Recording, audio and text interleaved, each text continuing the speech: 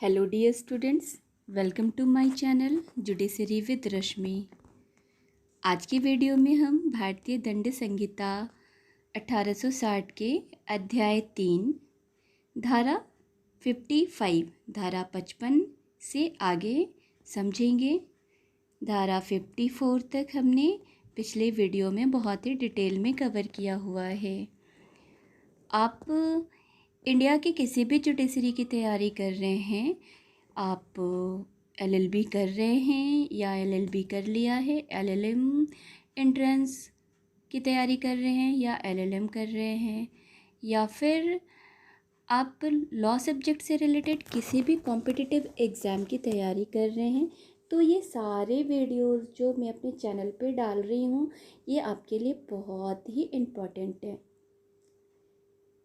Pre के type of questions जो objective type of question होते हैं उसके लिए तो मोस्ट इम्पॉर्टेंट है ही, प्लस मेंस के कॉन्सेप्ट को समझने के लिए भी आपके लिए ये वीडियोस बहुत ही हेल्पफुल होंगे। तो आप 55 के पहले के वीडियोस अगर आपने नहीं देखे हैं तो मतलब सेक्शन 55 के पहले का वीडियोस आपने नहीं देखा है तो आप मेरे चैनल के प्लेलिस्ट में जाके और आईपीसी के प्लेलिस्ट में आप सारे सेक्शंस को देख सकते हैं और बेयर एक्ट की बेसिक कॉन्सेप्ट डेवलप कर सकते हैं अपने अंदर।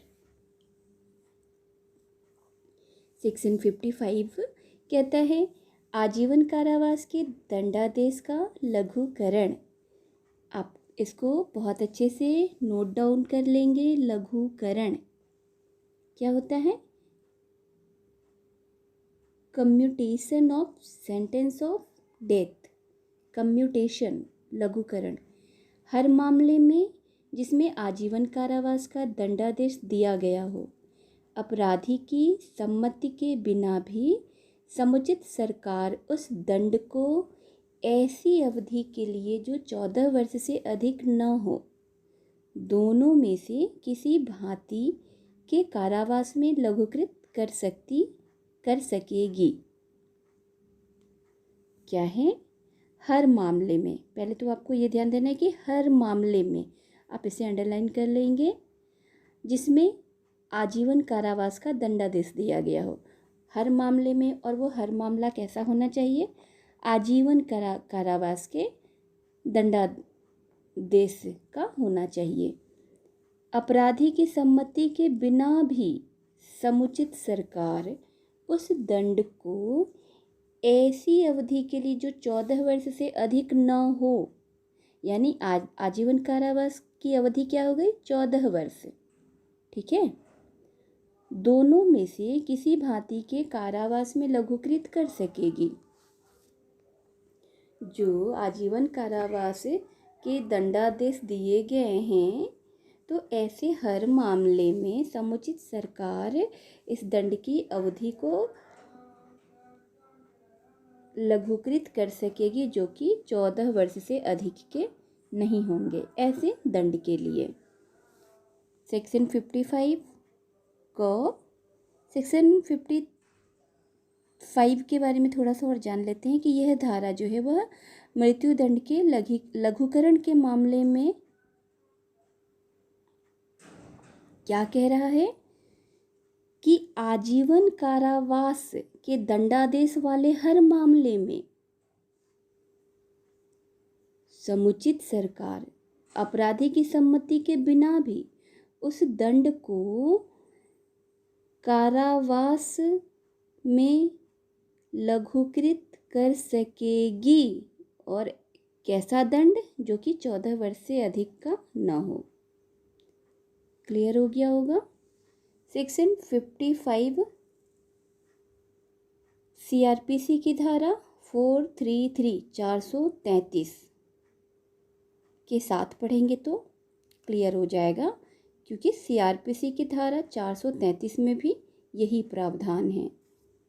आप सेक्शन 55 के बगल में सीआरपीसी सेक्शन 433 नोट डाउन कर लीजिए, ताकि आप जब भी ये वाला सेक्शन देखेंगे तो आपको याद आएगा कि ओ ये सीआरपीसी के 433 से कनेक्ट हो रहा है। और सेक्शन 55 क 55 क या 55A जिसे हम कहते हैं, यह समुचित सरकार की परिभाषा बता रहा है। अभी हमने 55 में पढ़ा ना, समुचित सरकार उस दंड की अवधि को लघुकृत कर सकेगी। तो ये समुचित सरकार कौन हो गई? तो धारा 54 और धारा 55 में समुचित सरकार पद से जो तात्पर्य है उसे हम समझते हैं क उन मामलों में केंद्रीय सरकार अभिप्रेत है जिनमें दंडादेश मृत्यु का दंडादेश है या ऐसे विषय से जिस पर संघ की कार्यपालन शक्ति का विस्तार है, संबंधित किसी वेद के विरुद्ध अपराध के लिए है। ऐसा विषय जो कि संघ की कार्यपालन शक्ति के विस्तृत क्षेत्र के अंतर्गत आता है और वह विधि विरुद्ध अपराध है। तो ऐसे मामले में जो मृत्यु का दंडादेश दिया गया है उसे देने वाली जो सरकार होगी वह केंद्रीय सरकार होगी। संघ की कार्यपालन शक्ति के विस्तृत क्षेत्र में कोई ऐसा विधि विरुद्ध अपराध होता है जिसके लिए मृत्यु दंडादेश दिया जा सकेगा, तो उस दंडादेश को देने वाली शक्ति होगी केंद्रीय सरकार, यानी यहाँ पे जो सरकार होगी वो केंद्रीय सरकार होगी। और उन मामलों में उस राज्य की सरकार जिसके अंदर अपराधी दंडादेश हुआ है अभिप्रेत है, जहाँ की दंडादेश चाहे मृत्यु का हो या न हो, ऐसे विषय से जिस पर राज्य की कार्यपालन शक्ति का विस्तार है। ऐसा विषय जिस पर राज्य की कार्यपालन शक्ति का विस्तार है, संबंधित किसी विधि विरुद्ध अपराध के लिए राज्य सरकार उसको दंडित करेगी, दंडादेश देगी। तो समुचित सरकार के अंतर्गत अगर हम देखें, धारा 55A क्या बताता है कि समुचित सरकार में केंद्रीय सरकार और राज्य सरकार दोनों हैं, है ना। समुचित सरकार का तात्पर्य केंद्रीय सरकार और राज्य सरकार दोनों से हैं। और धारा 54 तथा धारा 55 के लिए जो समुचित सरकार केंद्रीय सरकार होगी जिस मामले में दंड मृत्यु दंड हो या ऐसी विधि के अधीन अभियुक्त दंडित किया गया हो जिस पर संघ की कार्यपालिका शक्ति का विस्तार है। और जिस राज्य में अभियुक्त को दंडित किया गया है मृत्युदंड या आजीवन कारावास से, वह राज्य समुचित सरकार मानी जाएगी। समझ में आ गया? समुचित सरकार केंद्रीय सरकार किस मामले में होगी और राज्य सरकार किस मामले में होगी। और सीआरपीसी की धारा 433 के स्पष्टीकरण में समुचित सरकार को बताया गया है। तो आप 55 क के साथ भी सीआरपीसी की धारा 433 के स्पष्टीकरण को देखकर समुचित सरकार को अच्छे से समझ पाएंगे। धारा 66 जो है वो 56 धारा 56 यूरोपीय तथा अमेरिकियों को कठोर श्रम कारावास का दंडादेश 10 वर्ष से अधिक किंतु जो आजीवन कारावास से अधिक न हो दंडादेश के संबंध में, परंतु तो ये आपको हेडिंग से ही समझ में आ रहा होगा कि यूरोपियों और अमेरिकियों यानी यह आज़ाद भारत के पहले की बात है, तो यह निरस्त हो चुकी है। 6 अप्रैल 1949 को धारा 56 को रिपील कर दिया गया है। धारा 57 जो दंडादेशों की भिन्न के बारे में बात करता है। भिन्न फ्रैक्शन हम पढ़ते हैं ना, वही भिन्न है यहाँ पे। दंडावधियों की भिन्नों की गणना करने में आजीवन कारावास को 20 वर्ष के कारावास के तुल्य गिना जाएगा।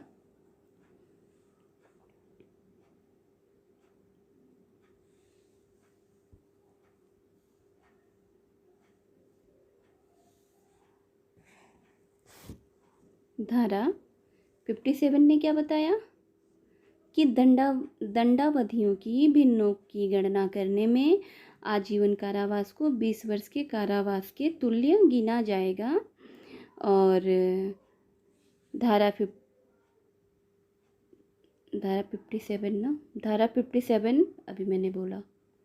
धारा 57 दंडावधियों की भिन्नों के बारे में बता दिया।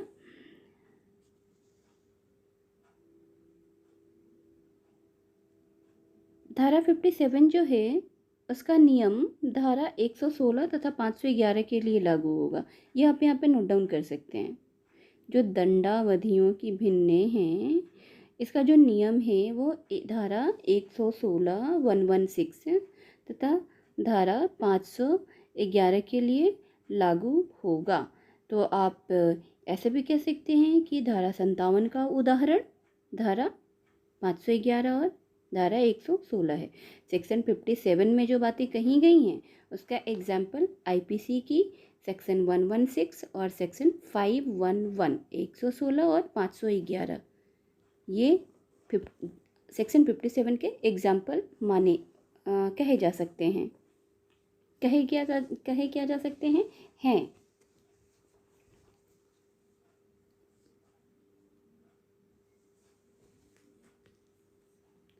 धारा 58 यह निरसित किया गया है।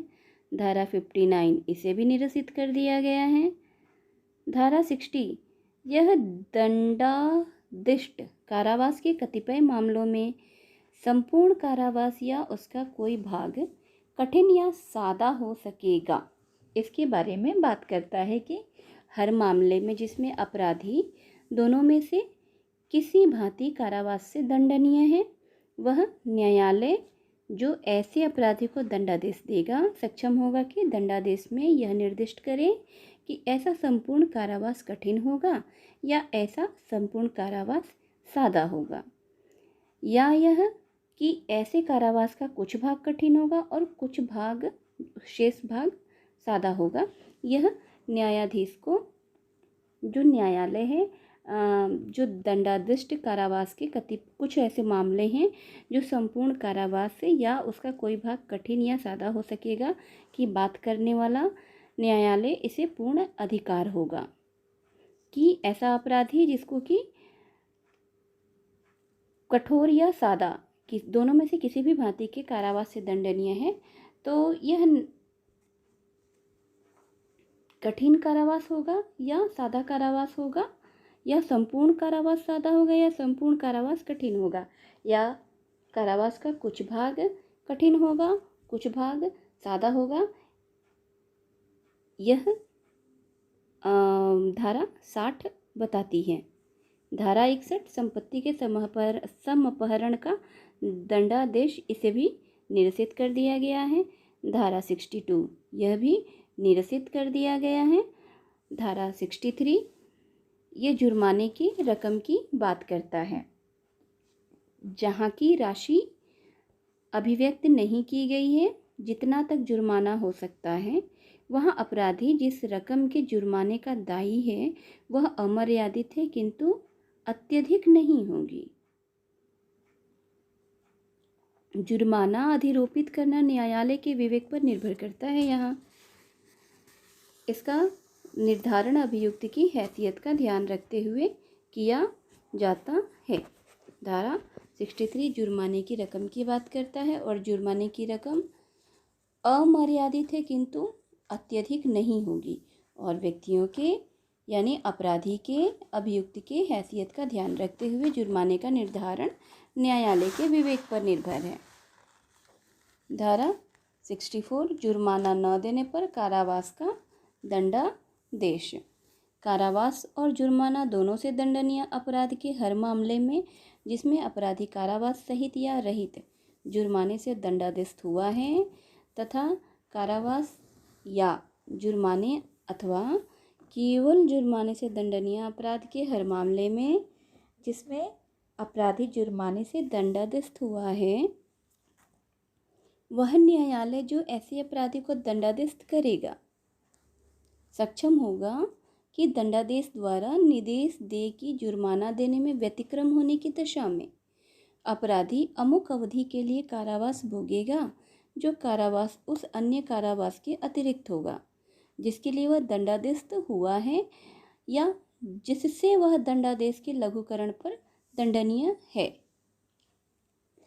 अगर कोई ऐसा अभियुक्त है जिसको जुर्माना और कारावास दोनों के दंड से दंडादेश किया गया है, तो ऐसे मामले में कि जब कारावास या जुर्माना अथवा केवल जुर्माने से दंडनीय है, तो अपराधी जुर्माना न देने के एवज में जो उसके दंडादेश की जो उसके कारावास के दंड की अवधि है, उस अवधि के अतिरिक्त अवधि भी उसको कारावासित किया जाएगा। अगर कोई अपराधी है, उसी कारावास और जुर्माना दोनों से दंडनीय किया गया है, कारावास का दंड उसे मान लो 6 महीने का मिलता है और साथ में उसे जुर्माना भी देना है, और वह अभियुक्त जुर्माना नहीं देता है, अपराधी जो है वो जुर्माना नहीं देता है, वो कारावास के जो 6 महीने की दंड है उसको वह भुगत लेता है, तो उस 6 महीने के अतिरिक्त वो जो जुर्माना उसने नहीं दिया है उसके एवज में उसे और अन्य कारावास का दंड दिया जाएगा। यह धारा 64 बताती है।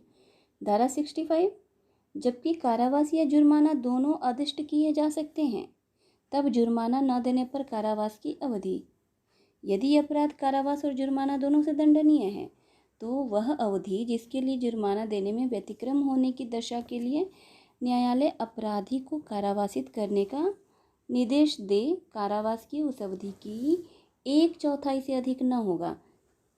जैसे कि किसी व्यक्ति को 6 महीने की कारावास की सज़ा मिली और साथ में उसे दंड भी मिला, जुर्माने का दंड भी मिला, जुर्माना उसने नहीं दिया, तो उसके जो कारावास की अवधि की सज़ा है 6 महीने, उसके 1/4 ही उसको जुर्माने के एवज में और दंड अतिरिक्त कारावास का दंड दिया जाएगा।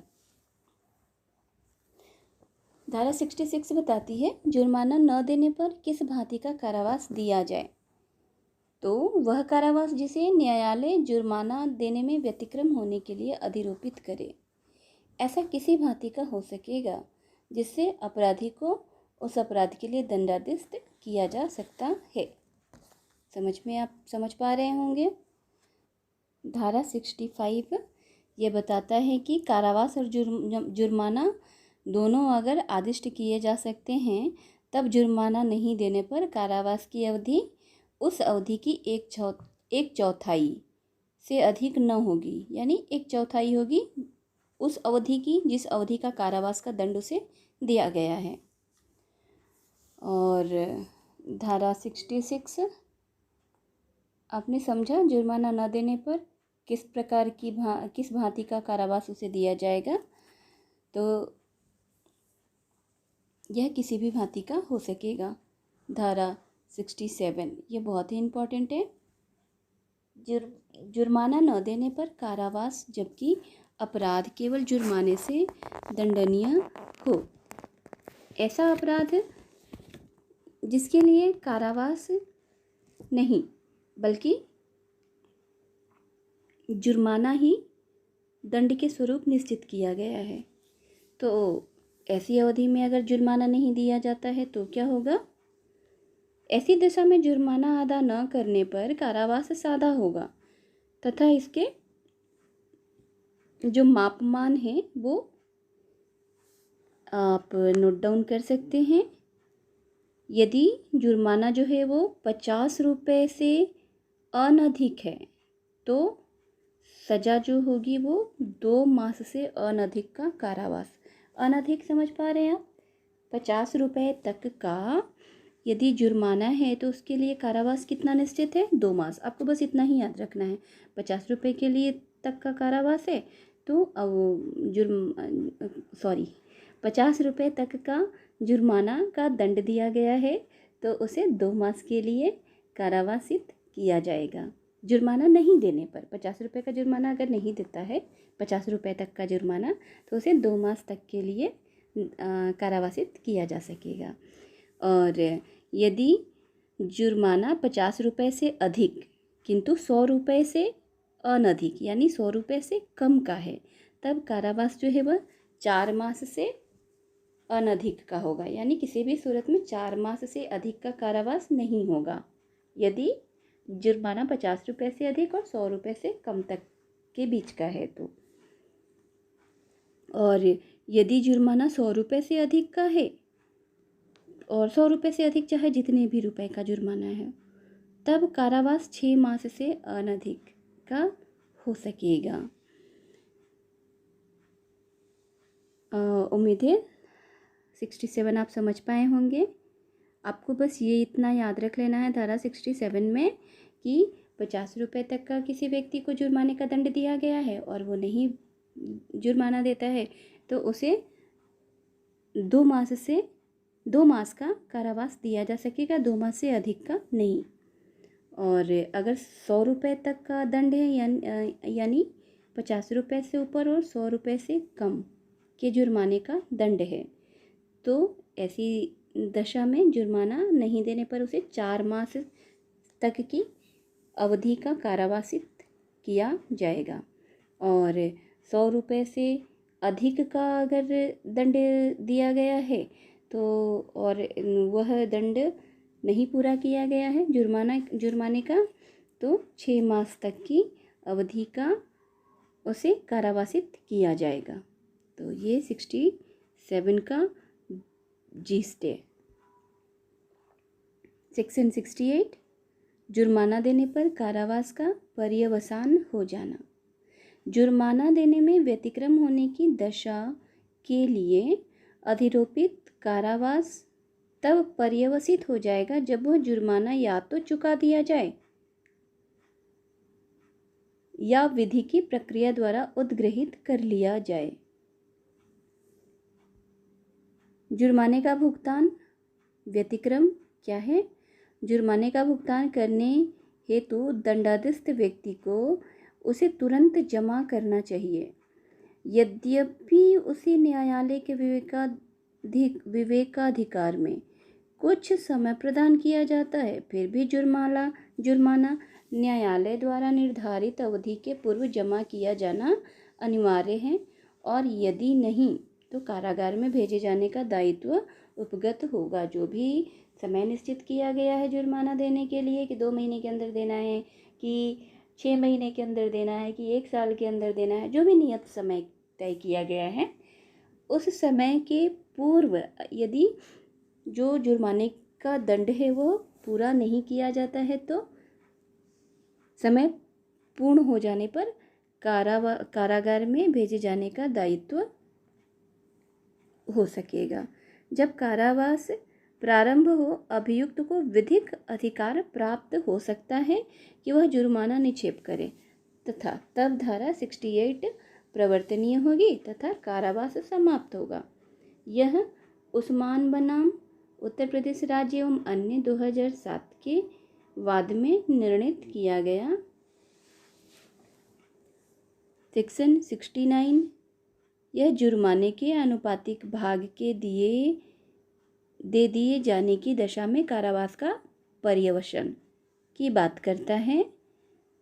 अर्थात जुर्माने के आनुपातिक भाग अगर दे दिया गया है तो जो कारावास का पर्यवसान हो जाएगा यानी समाप्त हो जाएगा। यदि जुर्माना देने में व्यतिक्रम होने की दशा के लिए नियत की गई कारावास की अवधि का अवसान होने से पूर्व जुर्माने का ऐसा अनुपात चुका दिया या उद्ग्रहित कर लिया जाए कि देने में व्यतिक्रम होने पर कारावास की जो अवधि भोगी जा चुकी हो वह जुर्माने के तब तक न चुकाए गए भाग के आनुपातिक से कम न हो तो कारावास पर्यवसित हो जाएगा। इसे एक दृष्टांत से समझ सकते हैं कि 100 रुपये के जुर्माने और उसके देने में व्यतिक्रम होने की दशा के लिए 4 मास के कारावास से दंडाधिस्थ किया गया है। यहाँ यदि कारावास के 1 मास के अवसान से पूर्व जुर्माने के 75 रुपया चुका दिए जाएं, 100 रुपये का जुर्माना देना है और 75 रुपया चुकाया गया है, या उद्ग्रहित कर लिया जाए तो प्रथम मास का अवसान होते ही क उन्मुक्त कर दिया जाएगा। यदि 75 रुपये प्रथम मास के अवसान पर किसी भी पश्चातवर्ती समय पर जबकि क कारावास में है चुका दिया या उद्ग्रहित कर लिया जाए तो क तुरंत उन्मुक्त कर दिया जाएगा। यदि कारावास के 2 मास के अवसान से पूर्व जुर्माने के 50 रुपये चुका दिए जाएं तो उद्ग्रहित कर लिए जाएं तो क 2 मास के पूरे होते ही उन्मुक्त कर दिया जाएगा। यदि 50 रुपये उन 2 मास के अवसान पर या किसी भी पश्चातवर्ती समय पर जबकि क कारावास में है चुका दिया जाए या उद्ग्रहित कर लिया जाए तो क तुरंत उन्मुक्त कर दिया जाएगा। 4 मास की कारावास की सजा है।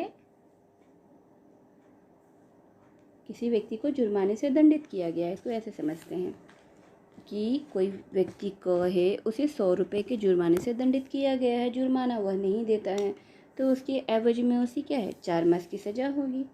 अभी तो पढ़ा था सेक्शन 67 यही तो बताता है कि सेक्शन 67 क्या कह रहा है, 100 रुपये से अधिक न हो ऐसी राशि का जुर्माना का दंड दिया गया है तो उसकी और उसे पूरा न किए जाने पे 4 मास तक की अवधि की कारावास की सज़ा मिलेगी। तो 100 रुपये किसी व्यक्ति को दंड स्वरूप देना है, जुर्माना स्वरूप, और वह नहीं दे पाता है उसे 4 मास की सज़ा होगी। यदि व्यक्ति 1 मास का सज़ा प्राप्त कर रहा है समय पूर्ण हो जाने के बाद जो जुर्माने का दंड देने का समय नियत किया गया है उस समय के पूर्ण होने पर अगर उसे 100 रुपये उसने दंड स्वरूप जमा नहीं कराए हैं तो 4 मास का कारावास उसे झेलना होगा। और 4 मास में एक मास का कारावास उसने पूर्ण किया तो बाद में वो 75 रुपये यानी 25 रुपये का उसने कारावास 1 महीने का कारावास झेल लिया और बाकी के 3 महीने के एवज में वो 75 रुपये दे करके छूट सकता है। और अगर उसने 2 मास का कारावास झेल लिया तो उसने 50 रुपये तक का कारावास झेल लिया और 50 रुपये वो बाद में दे करके फिर छूट सकता है जब वह कारागार में है और 2 महीने उसके पूर्ण होने के पूर्व 50 रुपये दे करके बाकी के 2 महीने के कारावास से वह छूट सकता है। और यदि उसने 3 महीने का कारावास पूर्ण कर लिया है तो फिर वह बाद में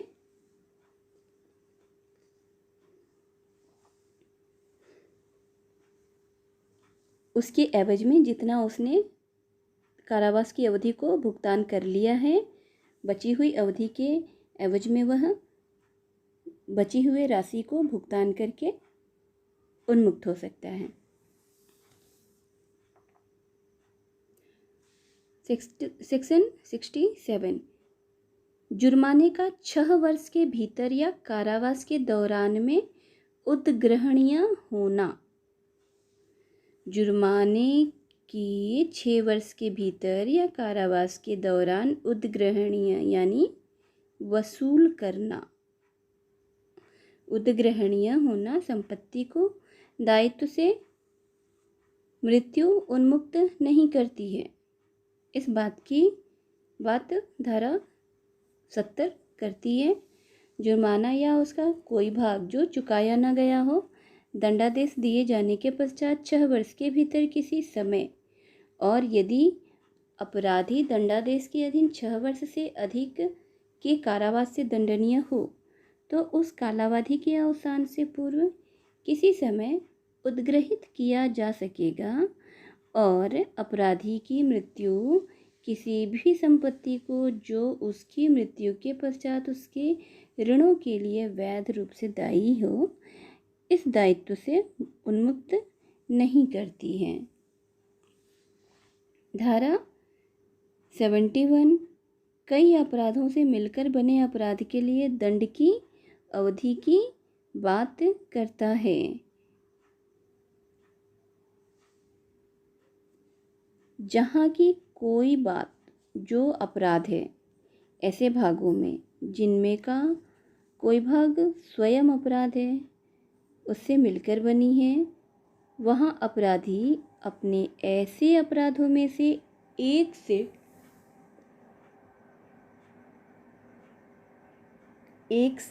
अधिक के दंड से दंडित न किया जाएगा जब तक कि ऐसा अभिव्यक्त रूप से उपबंधित न हो, जहाँ की कोई बात अपराधियों को परिभाषित या दंडित करने वाली किसी तत्समय प्रवृत्त वेद की दो या अधिक पृथक परिभाषाओं में आने वाला अपराध है, अथवा जहाँ की कई कार्य जिनमें से स्वयं एक से या स्वयं एकाधिक से अपराध गठित होता है मिलकर भिन्न अपराध गठित करते हैं, वहाँ अपराधी को उससे गुरुतर दंड से दंडित न किया जाएगा।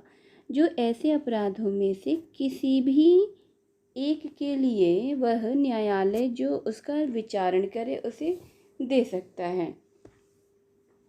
सीधी सी बात है कि यदि किसी अभियुक्त को कई अपराधों से मिलकर बने अपराध के लिए दंड दिया गया है, तो जो अधिक दंड हो उससे उसे दंडित किया जाएगा। इसे दृष्टांत के माध्यम से समझते हैं। क य पर लाठी से 50 प्रहार करता है। यहाँ हो सकता है कि क ने संपूर्ण मारपीट द्वारा उन प्रहारों में से हर एक प्रहार द्वारा भी, जिनसे वह संपूर्ण मारपीट गठित है, य की स्वेच्छया उपहति कारित करने का अपराध किया हो। यदि क हर प्रकार के लिए दंडनीय होता, वह हर एक प्रहार के लिए 1 वर्ष के हिसाब से 50 वर्ष के लिए कारावासित किया जा सकता था, किंतु वह संपूर्ण मारपीट के लिए केवल एक ही दंड से दंडनीय होगा। क्लियर हो गया। और दृष्टांत ख कहती है, किंतु यदि उस समय जब क य को पीट रहा है म हस्तक्षेप करता है और क म पर 700 प्रहार करता है, तो यहाँ म पर किया गया प्रहार उस कार्य का भाग नहीं है जिसके द्वारा क य को स्वेच्छया उपहति कारित करता है। इसलिए क य को स्वेच्छया कारित की गई उपहति के लिए एक दंड से और म पर किए गए प्रहार के लिए दूसरे दंड से दंडनीय होगा।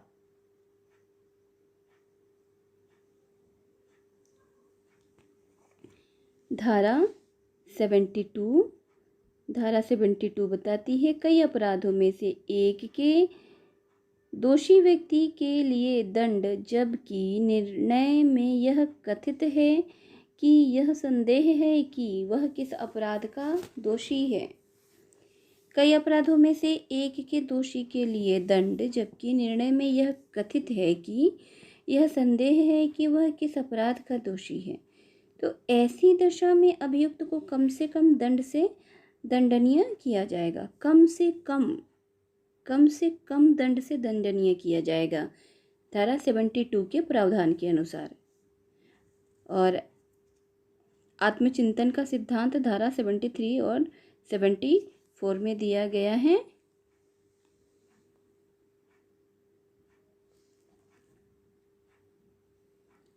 सेवेंटी 74 क्या बात करती है? एकांत परिरोध और एकांत परिरोध की अवधि के बारे में। ये बहुत ही इम्पोर्टेंट है। 73 एकांत परिरोध, इसको समझते हैं। धारा 73 एकांत परिरोध की बात करता है।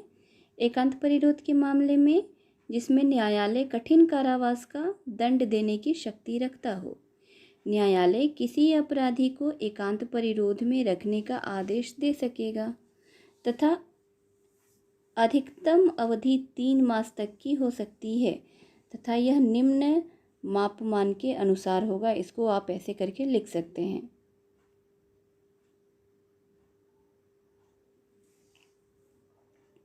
यदि कारावास 6 मास से अनधिक का हो तो 1 मास।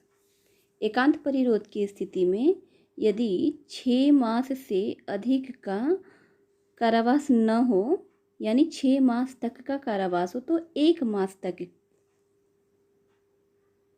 की सजा उसे सेक्शन 73 एकांत परिरोध की बात करता है और ये कहता है कि जब कभी कोई व्यक्ति ऐसे अपराध के लिए दोष सिद्ध ठहराया जाता है जिसके लिए न्यायालय को आईपीसी के अधीन उसे कठिन कारावास से दंडादेश करने की शक्ति है, तो न्यायालय अपने दंडादेश द्वारा आदेश दे सकेगा कि अपराधी को उस कारावास के जिसके लिए वह दंडादेश किया गया है किसी भाग या भागों के लिए जो कुल मिला के 3 मास से अधिक का न होगा, यानी 3 मास तक की एकांत परिरोध में रखा जाएगा। और 3 मास तक के एकांत परिरोध में रखने की स्थिति क्या है, इसे जानते हैं। यदि कारावास की अवधि 6 मास से अधिक न हो तो 1 मास से अनधिक, यानी 6 मास तक, 6 मास से कम या 6 मास तक की अवधि है, अवधि के लिए 1 मास तक का एकांत परिरोध होगा। यदि कारावास की अवधि 6 मास से अधिक हो और 1 वर्ष से अधिक न हो तो 2 मास से अनधिक समय, यानी 6 माह से अधिक और 1 वर्ष से कम के बीच की अवधि का कारावास है तो 2 मास तक का एकांत परिरोध हो सकेगा। और यदि कारावास की अवधि 1 वर्ष से अधिक हो तो 3 मास से अधिक का एकांत परिरोध उसे नहीं दिया जाएगा। 3 मास तक का एकांत परिरोध किया जा सकेगा। और धारा 74 एकांत परिरोध की अवधि की बात करता है। एकांत परिरोध के दंडादेश के निष्पादन में ऐसा परिरोध किसी दशा में भी एक बार में 14 दिन से अधिक न होगा।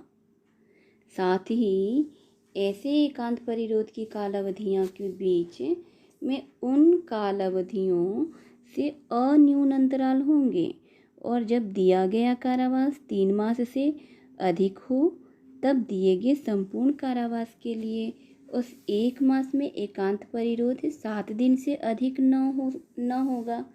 साथ ही एकांत परिरोध की कालावधियों के बीच में उन्हीं कालावधियों से अन्यून अंतराल होंगे। सेक्शन 74 कह रहा है कि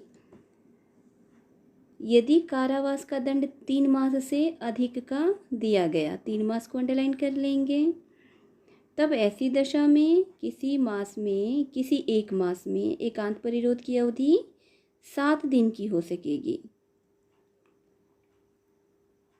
तथा कम से कम उतनी अवधि का अंतराल दिया जाएगा।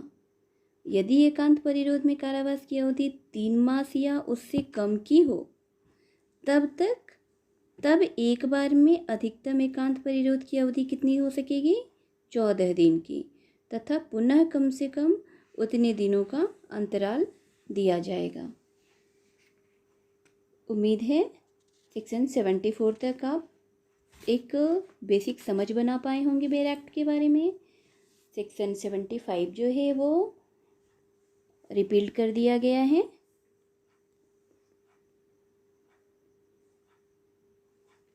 इसका दूसरा भाग रिपीट किया गया है। सेक्शन 75 पूर्व दोष सिद्धि के पश्चात अध्याय 12 या अध्याय 17 के अधीन कतिपय अपराधों के लिए वर्धित दंड की बात करता है। इसका पॉइंट 1 कहता है भारत में के किसी न्यायालय द्वारा इस संहिता के अध्याय 12 या अध्याय 17 के अधीन 3 वर्ष या उससे अधिक की अवधि के लिए दोनों में से किसी भी भांति के कारावास से दंडनीय अपराध के लिए दोष सिद्ध ठहराए जाने के पश्चात उन दोनों अध्यायों में से किसी अध्याय के अधीन उतनी ही अवधि के लिए वैसे ही कारावास से दंडनीय किसी अपराध का दोषी हो तो वह हर ऐसे पश्चातवर्ती अपराध के लिए आजीवन कारावास से या दोनों में से किसी भांति के कारावास से जिसकी अवधि 10 वर्ष तक की हो सकेगी दंडनीय होगा। पूर्व दोष सिद्धि की धारा 40 में सुसंगत बताया गया है। साक्ष्य अधिनियम की जो धारा 40 है, आईपीसी की धारा 40 नहीं, साक्ष्य, भारतीय साक्ष्य अधिनियम, इंडियन एविडेंस एक्ट का सेक्शन 40 जो है उसमें पूर्व सिद्धि को सुसंगत बनाया गया है। संविधान में पूर्व दोष सिद्धि अनुच्छेद 20 आर्टिकल 20 के खंड 2 में दिया गया है। आप यहाँ पे सामने नोट डाउन कर सकते हैं। 75 के सामने कॉन्स्टिट्यूशन का आर्टिकल 20 का पार्ट 2 और इंडियन एविडेंस एक्ट की धारा 40 और इसके साथ ही सीआरपीसी की धारा 300 का पहला पार्ट, यह पूर्व दोष सिद्धि, पूर्व दोष मुक्ति के सिद्धांत के बारे में बात करता है।